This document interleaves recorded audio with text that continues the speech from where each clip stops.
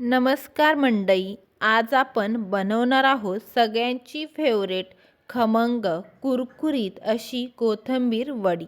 थोडी वेगळी परंतु पारंपरिक पद्धतीची पौष्टिक अशी वडी. कोथिंबीर स्वच्छ धुवून पाणी निथळून घ्यायचे.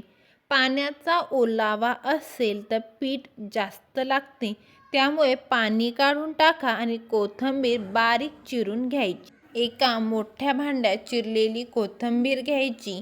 कोथिंबीर वडीसाठीचा मसाला 9 ते 10 हिरव्या मिरच्या, 10 ते 12 लसणाच्या पाकळ्या, चवीप्रमाणे मीठ आणि जिरे. मिक्सरच्या भांड्यात हिरव्या मिरच्या, लसूण, मीठ आणि जिरे पाणी न घालता पेस्ट बनवायची.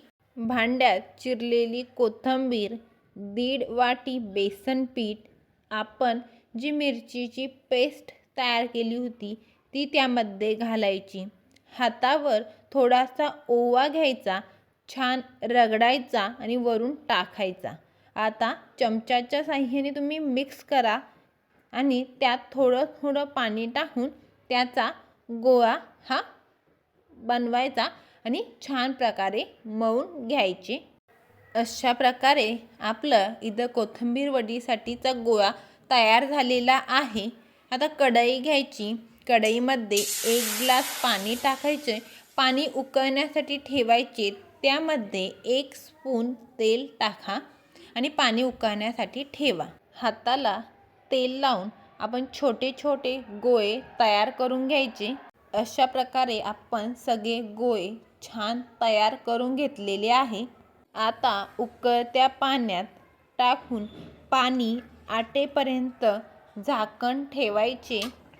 एकदम पारंपरिक पद्धतीची ही रेसिपी आहे, तुम्ही नक्की करून बघा. आपण जशी दालबट्टी पाण्यात टाकून वाफवून घेतो तशाच प्रकारे ही पाणी आटेपर्यंत छान अशी वाफवून आणि उकडून दोन्हीही इथं तयार होतात.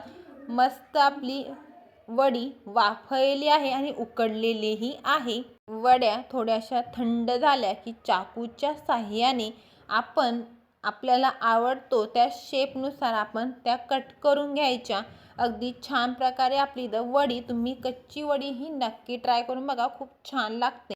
अशा प्रकारे आपण वड्या कट करून घेतलेल्या आहे. कढईमध्ये तेल टाकायचे आणि तेल गरम झाले की त्यामध्ये एक एक करून आपल्या वड्या सोडून घ्यायच्या. गरम तेलात कुरकुरीत होईपर्यंत वड्या छान अशा तळून घ्यायच्या. आपल्या वड्याचा कलर बदलला तर आपल्या वड्या खूप छान क्रिस्पी खमंग तयार झालेल्या आहेत. आता तुम्ही बघू शकता अगदी छान प्रकारे आपली कुरकुरीत वडी इथं तयार झालेली आहे. तर अशाच कुरकुरीत वडीसाठी ही रेसिपी नक्की फॉलो करा आणि आवडली असेल तर चॅनलला लाईक, शेअर आणि सबस्क्राईब करायला विसरू नका.